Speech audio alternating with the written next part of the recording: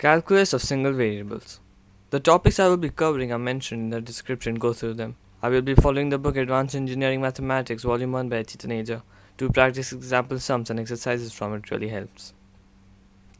The Taylor and Maclaurin series are as follows, where the last term is a remainder polynomial. If you have to find the expansion to a certain degree, just find it to that degree and then add the next remainder polynomial. I have covered these series in more details with examples in the video Calculus of several variables. Watch it. The radius of curvature. The radius of curvature at a given point is the radius of a circle that mathematically best fits the curve at that point. It is given by rho, which equals ds by d psi, which equals 1 plus the whole square of dy by dx, the whole to the power 3 by 2 divided by d2y by dx square in the Cartesian form. The first derivative of f of t plus first derivative of g of t, the whole by first derivative of f of t times the second derivative of g of t minus the first derivative of g of t times the second derivative of g of t, with the parametric equations x equals f of t and y equals g of t. And r squared plus 2 dr by d theta squared minus r times the second derivative of r, the whole by dr d theta squared plus r squared raised to the power of 3 by 2. In polar form. Just learn it, it's Greek. Suppose you have to find the radius of curvature at any point xy of the rectangular hyperbola xy equals c squared. The curve is y equals c squared by x, so dy by dx equals minus c squared, and the second derivative of dy by dx equals 2c squared by x cubed.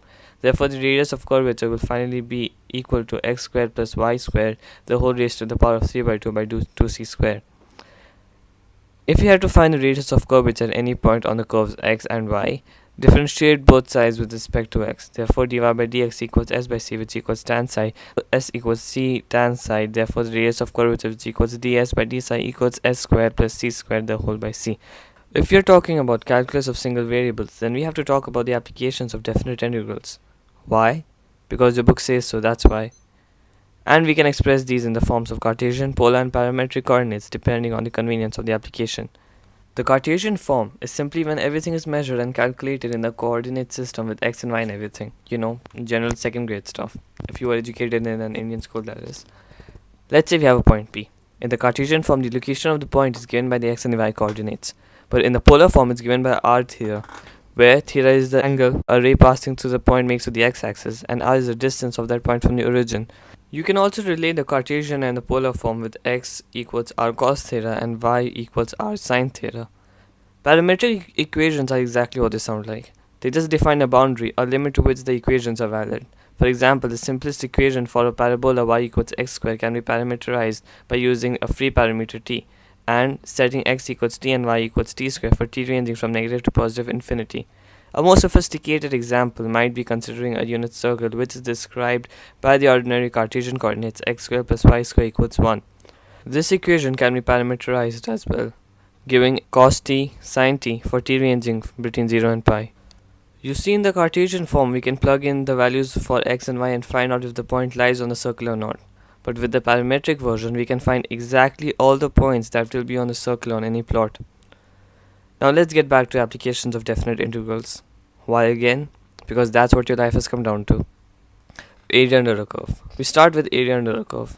If the area of a region is bounded above by y equals fx and below by the x-axis, in between x equals a and x equals b, we find the area with the integration of f of x dx from a to b. If y equals fx is below the x-axis, then the integral becomes negative and the area is just the magnitude of the value. And if y equals fx crosses the x-axis at a point c, then the area is the integration of f of x dx from a to c plus the magnitude of integration of f of x dx from c to b. And quite logically, this curve will have the area integration of f of y dy from c to d. But if your upper and lower bounds are functions fx and gx, then the area is given by the integration of f of x minus g of x dx from a to b.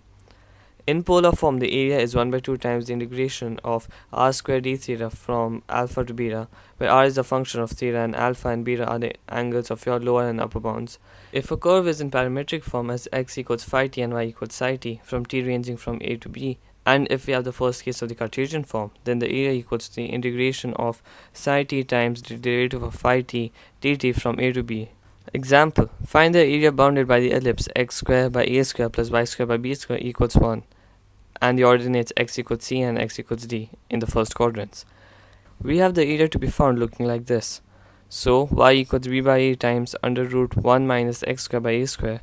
So the area equals to the integration of phi dx from c to d square units. Arc lengths. Next we come to arc lengths of plane curves. For a curve y equals fx, the arc length between a and b is given by s, which equals the integration of 1 plus dy by dx, the whole square under root times dx from a to b. And if the curve is defined as xgx, then it's 1 plus dy by dx, the whole square under root times dy from a to b, all in the Cartesian form obviously. But if x and y are given as functions of parameter t, say x equals phi t and y equals psi t, where t ranges from t0 to t1, then the arc length is given by s equals dx by dt the whole square plus dy by dt the whole square, the whole under root times dt from t0 to t1 in the parametric form. And in case the curve is given in polar form, r equals f theta, where theta ranges from alpha to beta, then arc length is given by r square plus dr by d theta square the whole under root times d theta from alpha to beta, and 1 plus r square times d theta by dr square the whole under root times dr from alpha to beta. Volumes of solids of revolution. The solids of revolution are solids which can be generated by revolving plane regions about any axis.